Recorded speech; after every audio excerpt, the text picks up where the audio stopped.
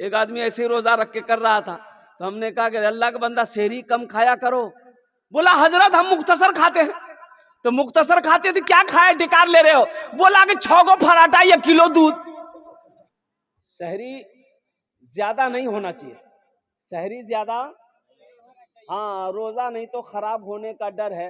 अब इसका मतलब नहीं कि रोटियों खेलान, भातों खेलान, दोस्तों खेलान, खीरो खेलान, खिचड़ियों खेलान, सब कोस कोस कोस यहाँ तक भी पानी, बोली पानी यहाँ तक।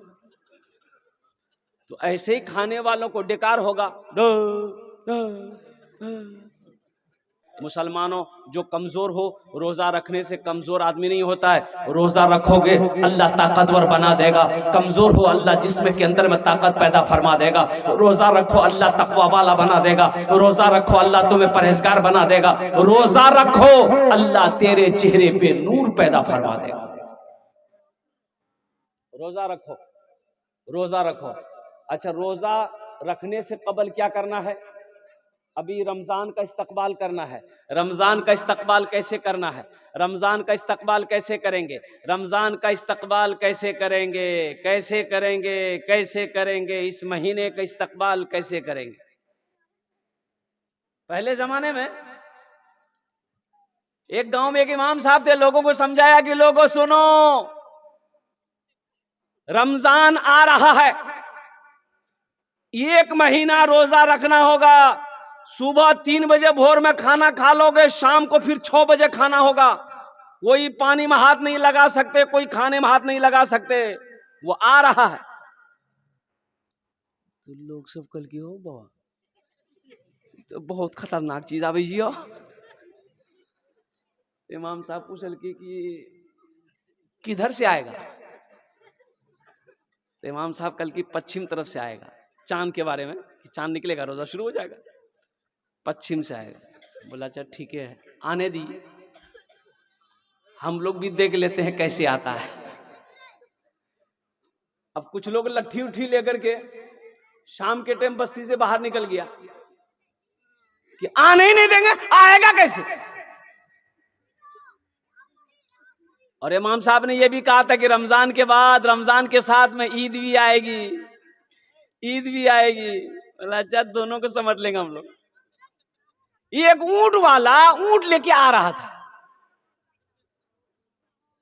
इन लोग देख लिया, बोलो यही है, यही रमजान है। ऊंट के साथ में को ऊंट का बच्चा था, बोला यही ईद है। ये धुलाई किया है ऊंट वाले की उन लोगों ने, अल्लाह रहम फरमाए। तो इमाम साहब को पता चला, इमाम साहब ने समझाया कि लोगों अल्लाह के बंदो, रमजान का महीना है, रोजा रखो अल्लाह के हुक्म से। 30 रोजे रखना है, चांद देखकर रोजा रखो, चांद देखकर ईद मनाओ, ये अल्लाह का हुक्म है। तो बताइए गया कि रमजान रोजा एक ऐसा अमल है, बंदा अगर करे, बंदा अगर इस रोजा का अमल करे, रोजा रखेगा, अल्लाह इसका इनाम अपने हाथों से देगा। अल्लाह इसका इनाम अपने हाथों से देगा अपने बंदे को। इसलिए मुसलमानों, इसलिए मेरी माँ बहनों, इसलिए मेरे नौजवानों, इसलिए मेरे बच्चों, रोजा पाबंदी के साथ रखना। बखील जन्नत में नहीं जाएगा। बखील जन्नत में, अरे बोलो भाई, बखील जानते हैं ना? अरे बखील जानते हैं? नहीं जानते? नहीं, बहुत लोग नहीं जाने जी। ये बखील, बखील के 4 क्वालिटी है। क्या क्वालिटी है बोलो? बखील कितना हुआ? कंजर, कंजूस, मक्खी चूस।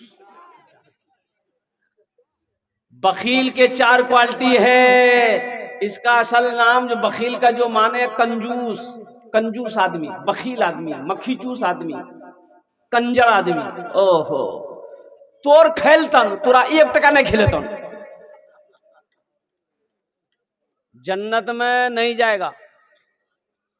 कंजूस जन्नत में, अरे बोलो भाई, कंजूस जन्नत में नहीं जाएगा।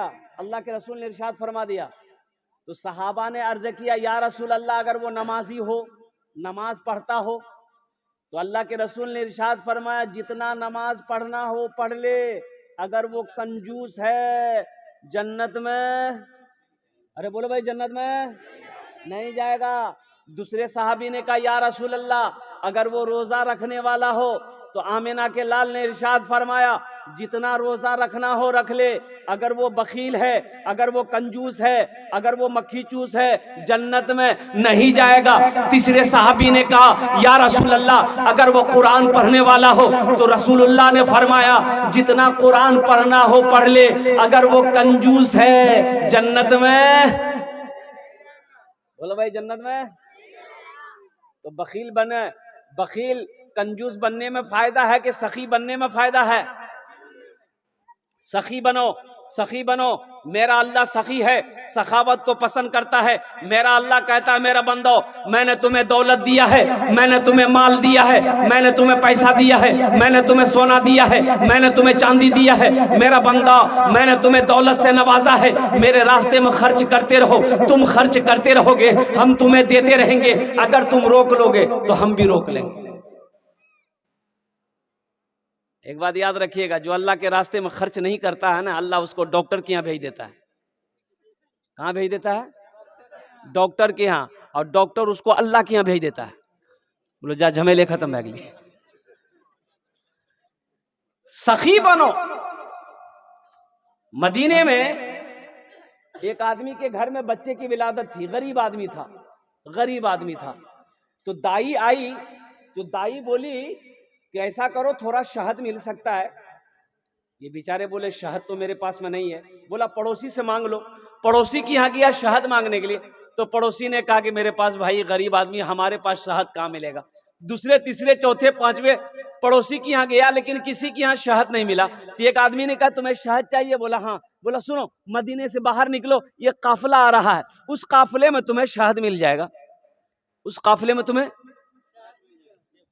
ये निकले तो देखते हैं कि 100 ऊंटों का काफिला आ रहा है। सबसे पहला ऊंट जो वाला जो था उसको हाथ दिया, भाई रोको। रस्सी खींचा, ऊंट रुक गए। क्या बात है? ये गरीब आदमी कहने लगा कि भाई मेरी बीवी को बच्चे की विलादत है, थोड़ा हमको शहद चाहिए, मिलेगा? तो ऊंट बान ने कहा कि हाँ मिलेगा, शहद तो है, लेकिन अमीर से पूछना होगा। बोला पूछ लीजिए, आप अपने अमीर से पूछ लीजिए। तो ऊंटबान अपने अमीर से पूछा कि हजरत इसको थोड़ा शहद चाहिए, दे दूं?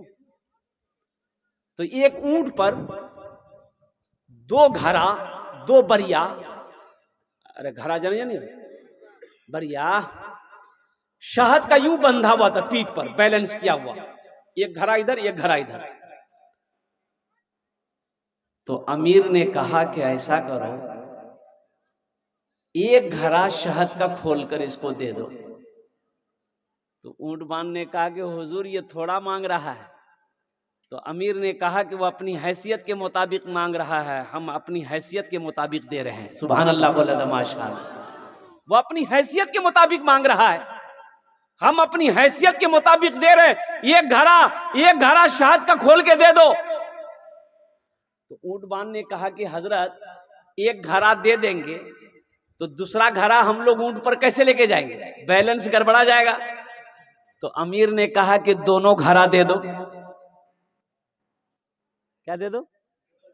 दोनों घड़ा दे दो। तो ऊंटबान ने कहा कि हजरत दोनों घड़ा दे देंगे तो ये लेकर जाएगा कैसे? तो अमीर ने कहा कि ऊंट भी दे दो। जानते हैं वो अमीर कौन थे? खलीफा सोम, दामाद मुस्तफा हजरत उस्मानी गनी रदी अल्लाह ताला अन्हु थे। मुसलमानों सखी बनो। वो उस्मान जिसको अल्लाह के रसूल जनाब मोहम्मद रसूलुल्लाह सल्लल्लाहु अलैहि वसल्लम ने कई मर्तबा जन्नत की सर्टिफिकेट दे दिया कि लोगों, मुसलमानों, जन्नती अगर किसी को देखना हो तो वो उस्मान को देख ले।